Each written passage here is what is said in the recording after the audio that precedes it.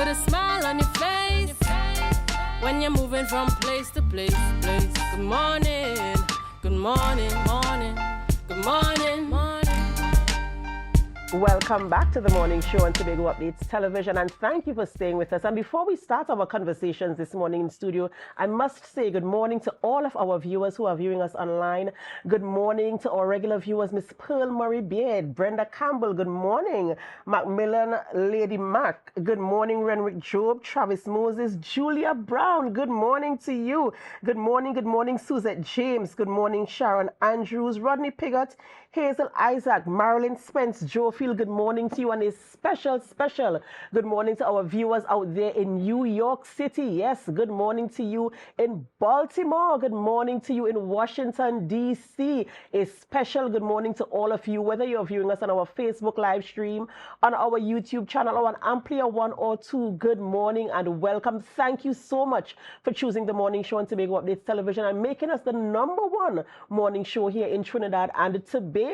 We begin conversations this morning and we start speaking with Senior Superintendent Arlet Groome and Sergeant Joseph Jordan. They bring us the weekly update on crime here in the island of Tobago. They're representing the Trinidad and Tobago Police Service. Good morning, gentlemen, and welcome. Good morning to you, ma'am. Good morning to you. Good morning to Trinidad and Tobago. Of course, on Mondays, it's always a pleasure to have conversations with the TTPS. We like to know where we are as an island, what has been done, what are the success stories, how many criminals we have apprehended, and just what is happening on the island, just to bring us a measure of comfort and security as we talk about the things that have been happening in the space. So what has happened over the last week in terms of crime, criminal activity, and detection and apprehension of criminals?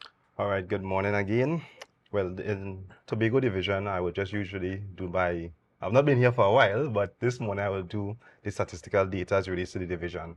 So the period that we are going to look at is January 1st to June 17. Now we are going to compare 2023 to 2024.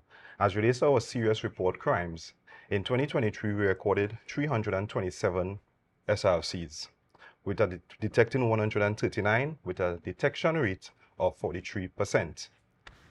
For this year, we have seen an increase. We have gone to 342 SRCs, detecting 113 and a current detection rate of 33%. Now we have seen a slight increase, and the crimes that are contributing to this increase includes murders, shooting, woundings, robbery, and break-in offenses. Our current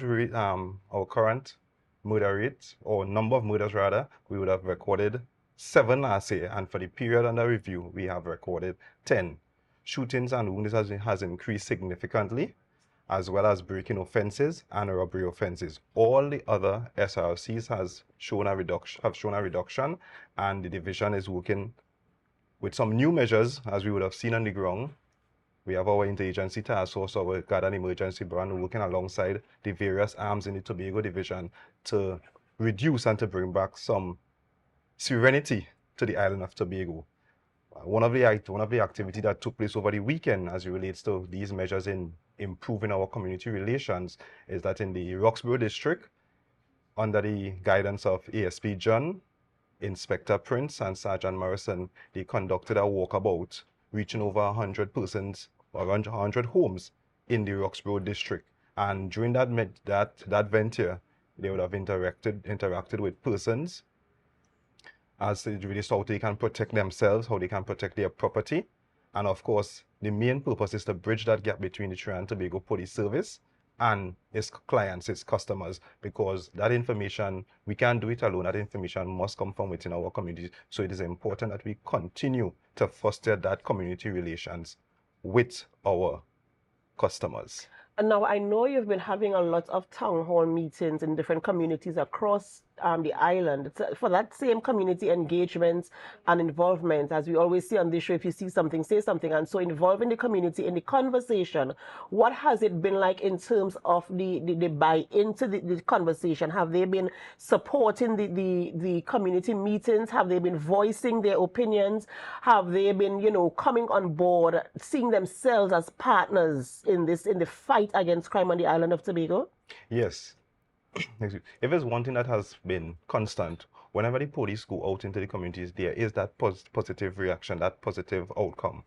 Persons are coming forward, they are sharing information, they are giving the police ideas. If it's one thing that comes out of a town meeting or a police community meeting, is that persons are going to either do it on the open floor. They would say, officer, so and so, let's try this, let's try that. So they of themselves are bringing the information to us, they are providing solutions, and it's for us to foster that relationship and see how best we can work together to reduce crime. So yes, it's a positive outcome, and we continue to encourage it. We have for example, we also would engage the police youth clubs. And out of those young people, there are persons who has the capacity to share ideas, who would bring about a different view, because we are the youths, as the youth, as we would say, and we have to include them in whatever plans and action we are about to take.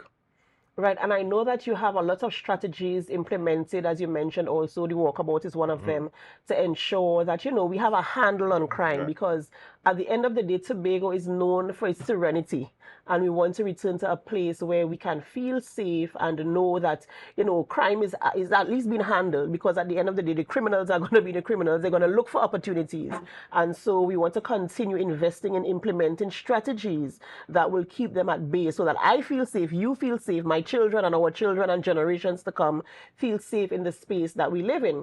However, that aside, as I said, criminal activity will continue, because there are people with an agenda, and their agenda is to disturb the peace, and to upset people, and to just take my thing that I work hard for.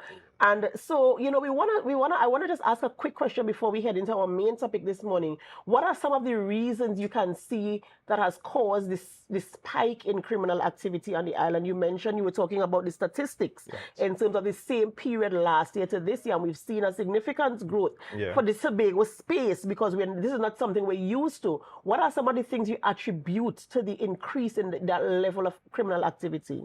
All right, so specifically treating with gang, drugs, guns and ammunition, those sort of activities has fueled a number of gang-related activities on the island, in which most of the murders that were committed, the motive of it is gang-related, and we are seeing that a lot of young persons are getting themselves involved in this, what we describe, or what they would describe as a glamorous life. They live fast, die young. Persons are now willing to die for whatever cause. And this is where our homes, our churches, our social activities,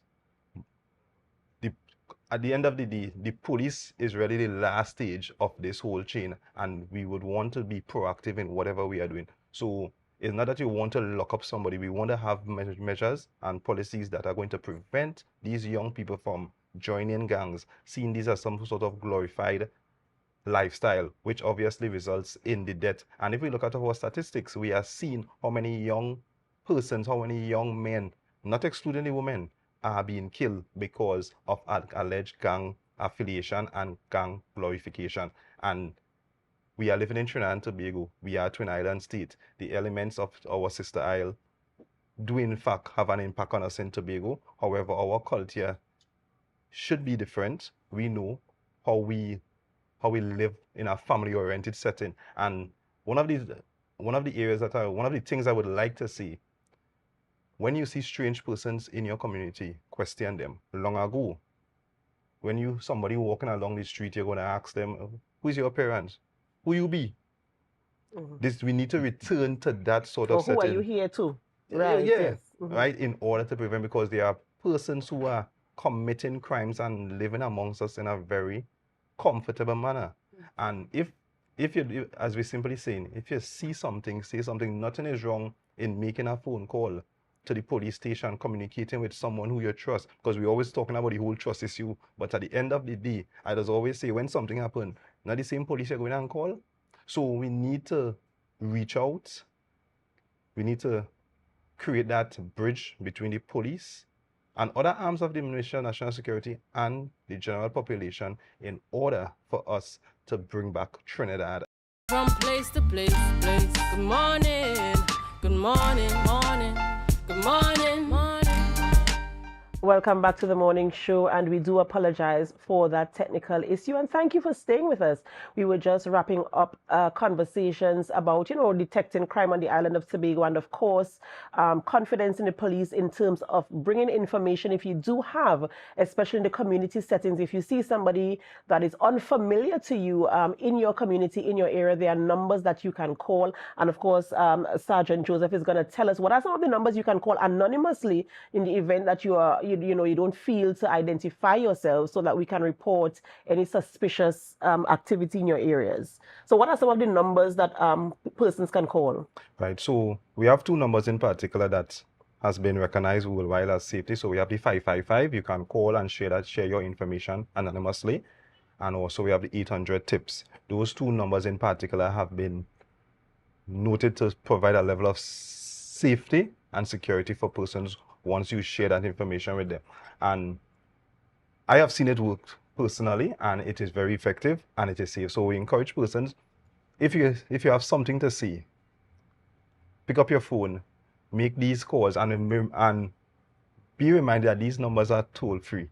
Because there are a lot of people, they are busy filming, and we ask them, well, call the police, I have no money on my phone. So 999 is a free number.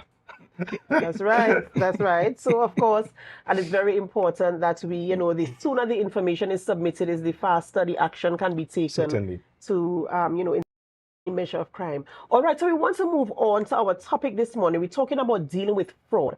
And I know you are, the fraud squad, and so it's very important because there are some things that we don't classify or we don't understand that is fraud. And so we want to talk about some of those terms and some of the categories of fraud and fraudulent behavior and things that persons can fall victim to, and how we can detect and protect ourselves from any measure of fraud. So I want to invite now Senior Superintendent Arlet Groome to start us off this morning as it relates to, how do we manage ourselves and dealing with fraud. Thank you, ma'am, and good morning, Trinidad and Tobago. I am no stranger to Tobago. I'm a son of the soil. Not be it that I've worked Trinidad for all my service, but Tobago is close to my heart. So what I want to tell you this morning, that fraud is simply deception. Deception to get your money. When we think about blue-collar crime, you see that gun pointing at you, or that knife, or that cutlass. But what is pointing at you behind the scene is somebody that you can't see. It's that pen, the computer, social media that is pointing at you and getting into your financial situation. Okay. So anything that seems too good to be true, check it out 1,000 times, not just once. So this morning, I would like to touch on some of the fraud that we encounter daily. So let's deal with fraudulent conversion. Now, that's under the Larceny Act 21 and 22 sections. Fraudulent conversion is simply you're entrusted, like you're having a power of attorney. You're entrusted to do X, the person who you are acting with that power for, and you did Y with it. That's fraudulent conversion, out of the norm of which the power of attorney gives you that right. We have it by directors and members of different corporations, different bodies. These bodies, if you as an officer or a member or a director, you take the companies or the board funds and you misappropriate it, or any property, that's fraudulent conversion. Let's get down to the normal everyday one. That's where I give you money to pay my tea and tech bill, and you went by Scobie or some other business place and you had a good time. Some names only the older folks may remember, Balalaika or Scobie, and you had a time. That is fraudulent conversion. It's not doing what you're supposed to do with what you have to do with what they gave you to do with it. Simply put, we have it by trustees. You're in charge of wills, mortgages for other persons, and you misappropriate the intentions of that will. That is fraudulent conversion. And also, if by third party, so let us say that you gave me to give John Harry So that's where we have to apply, to retain, to deliver, or to pay to. You did none of these 4 things, but you use it to somebody else's use other than mine. Then that is fraudulent conversion. Let us move on now to lastly, trick and obtaining by false pretenses. Lastly, trick is simply me just mama guying you with old talk, the guile of the tongue. I told you that I have a bluebird for sale. You could get a deal if you pay by tomorrow, if you pay $5,000 tomorrow down, and that bluebird would be yours. You saw no bluebird. You saw no picture of a bluebird. You have no number for that bluebird. You have no certified copy for that bluebird. But me just telling you and you feel, oh yeah, this is a good bargain, you know? But it's too good to be true. Senior Soup, I want to just plug in here for the younger ones who might not know what a bluebird is. We're not talking about a physical bluebird. It's a brand car. A brand of it's a car. car. Nissan, it's a vehicle. Nissan bluebird. That's right. That's right. Just but in case even you're it was a bluebird that could be sold. You saw no bluebird. That's right. Hypothetically, you saw no bird. That's right. You saw nothing. And by me just talking to you, you part with your money. That's lastly by trick. How it compares to fraudulent conversion. Let us take, for instance, now you provide the picture of the bluebird. I have a number, I have a certified copy. And I made that down payment. The car is transferred to me, not by ownership as yet, meaning by licensing office, but I have now physical possession of the car, waiting to be transferred. Only to discover that the man was working the car for John Harry or John Doe. And he sold that car without the authority. That is obtaining by false pretense. So you see, the object of the false pretense is that what made me led me to believe that you had the right to dispose of this car, that this is my car. John Paul, John Doe has given me authority to dispose with this car, or sometimes here comes the financial institution, the bailiff takes you and your family out the road going to church and tell you this car now belongs to us. They are owing on this car. So due diligence is necessary. There are several companies that you can do the credit checks with. You can employ that. Let them give you photo identification. You don't know who this person, if they are true. Then you check out where this person address is, see if anybody knows them at that address. Then you will discover how serious this thing is. So fraudulent obtaining by false pretenses, the object is they must present something for you to part with your money. The object of the false pretense is whatever was shown to you, whether pictures, whether documents, or the thing itself. And it works in all cases. Yes, Senior Soup. One of the challenges we are experiencing is persons who are purporting to buy cars, the rent-to-own concept that has been very prevalent in recent times. There are 2 aspects of that I can delve into. One, via social media, I have seen where cars are advertised, the rent-to-own. So they give you a bank account to deposit money. You deposit those monies. You never saw the car. You never signed any contract. The contract would be signed on a later date. I don't know if they call it insanity, but you just put your money into an account by just a post. So you post your money, not knowing where the money will end up. And then no car communication has stopped. And if, let us say 100 persons pay $5,000 each for that car. For the same car. And you see, the thing is, the thing is due diligence, as you rightfully said. Diligence. You must do your research. The way this is sounding for me, if somebody advertises something, especially on a social media platform, I've never met the individual, as you said, Senior Soup. I've never met the individual. I've never seen the item. And here I am. Oh, wow, a whole car for $5,000. Wow, this is a steal of a deal. And I was really looking for a car. I'm so desperate for a car because I need a car to get to where I'm going. And this is a steal of a deal. You know what? Before anybody else gets this car, let me pay my $5,000 and get this car. Correct. And desperation is the word you use. So desperate times, people do desperate things. But they are being defrauded. Let's stick with the D's. And the defrauder don't care. So the object is be alert, be diligent in what you do. I can't put it any simpler. Let us use it at the grassroots level. Don't throw your money behind straws. A bird in the hand is worth two in the bush. You have your money, keep it. Don't part with your money just like that. Am I reaching somebody this morning? I suppose you. I have no one else, at least me, because I'm certain I work very hard for what I have. And so, you want to have an account. You want to keep an account for the things that you work for. And of course, it really does take a lot of you. You have to think things through. If, as you said earlier in your discourse, you said, if it looks too good to be true, then maybe it might not be true. So you really have to do your research, do your assessments. I mean, if somebody is selling something online, you want to see, especially women when we shop for clothing, for instance, if I could bring that example, you want to feel the material, you want to ensure it fits right before you part with your money. Employ the same principles when you're shopping online. Ensure that you have some sort of paper trail.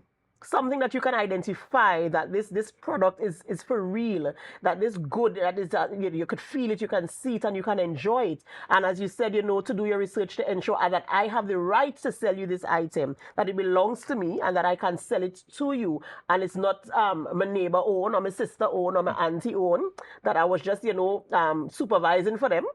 And then all of a sudden I decide, well, they're not even asking about it anymore, so let me see if I can make a buck from it.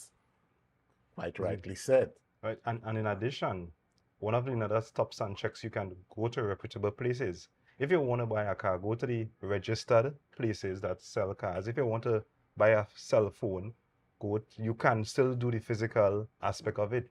And they also provide the online services. But when you see a Facebook post, somebody advertising something, sometimes another thing you can check on is how long has this page been created?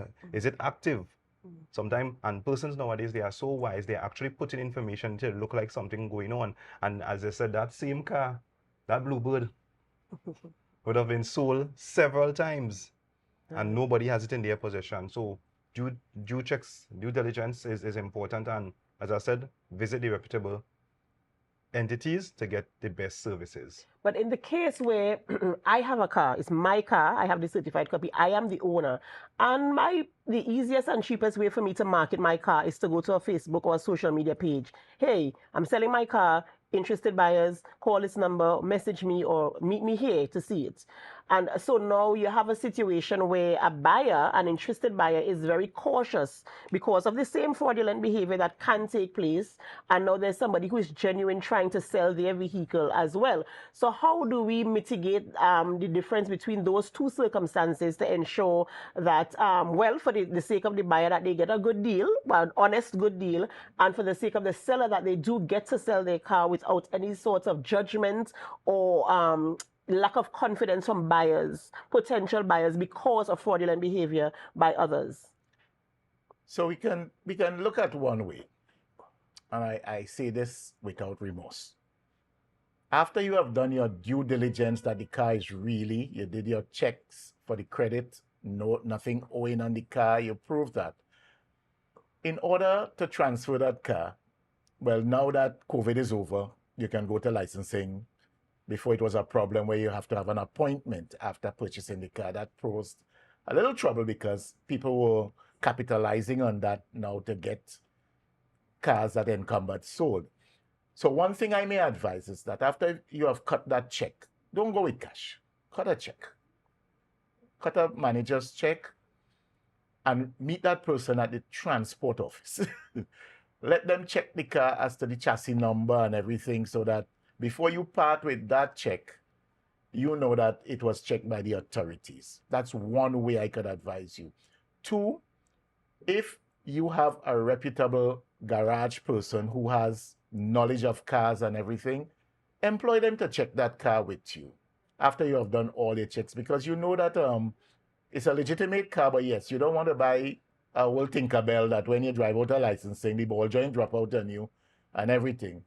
Make sure that the car is inspected for the current period, because you drive out of licensing, the police can stop you for driving and on how they put it, certified car without the sticker, and their demerit points go up. So there's a lot of things you have to consider. So there is still ways and means that you can legitimately do your transaction. And if not, and you want to employ an agent, there are agents available, reputable agents. You can do a third party. It may cost you a little $1,000 more, but think about it. Is it better to lose 1,000 than to lose 150,000? Think about it that way. Safety first, not sorry after. But drawing on that point, like the point before with the Bluebird, I just want to draw your attention on a humorous point of how easy it is to get away with rental fraud. So I advertise my house for rent.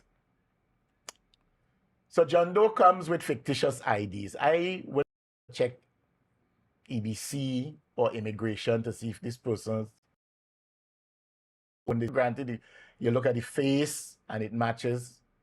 And then, so I rent my place for you for $2,000 and I collect my security deposit.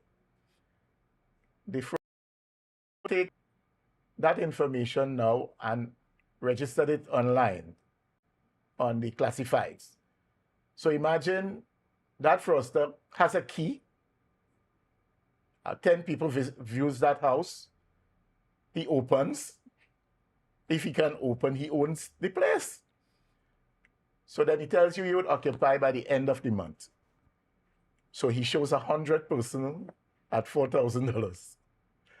And then at the end of the month, the fraudster disappears. And you come with the truck and bunks up with 10 other people with trucks. And the owner is now saying, I rented this place to John Doe. Who are you? He says, John Doe. And everybody now realized that he went away with 400,000, 40,000, 100,000 by that simple scheme. So my thing is, even in any transaction, try to identify the owner. The neighbors always know who is or who is not. Go to the street before, the street after, and inquire. People don't like to say go by the rum shop, but the rum shop and in Tobago go by the seaside. Everybody know everything by the market, the rum shop, and the seaside. These are places in Tobago that I know knows everything. I used to be a fisherman and everybody's business used to be on the beach. So don't tell me that you don't know where the beach is, right? Even though you are a Christian and you want to find out information, go to the deepest depth and get the information. The rum shop man, though he drunk, he may tell you the truth, right? So listen to everybody. Okay? Very, very interesting. And of course, as you said, very humorous way to put it. Of course, that would cause you to really think and to remember.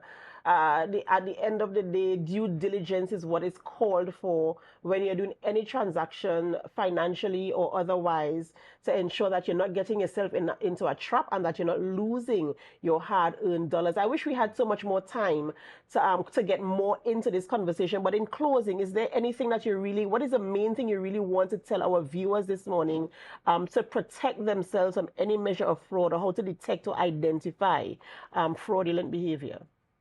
One, social media is not always the safest medium for investments or anything. Go by an investment company and do your investment. Everybody is posting investment. One lady lost over 500,000 buying gift cards. Gift cards.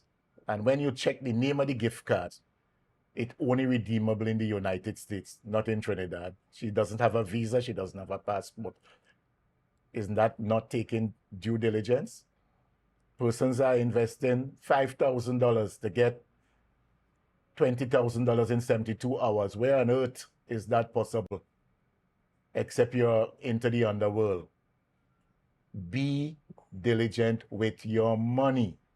Your money answers everything. And the persons know that your money can be their money. As how the student's companion put it, a fool and his money shall soon be parted. Don't be that person referred to in the first instance. Be the one who is smarter. Keep your money safe and do sensible investments.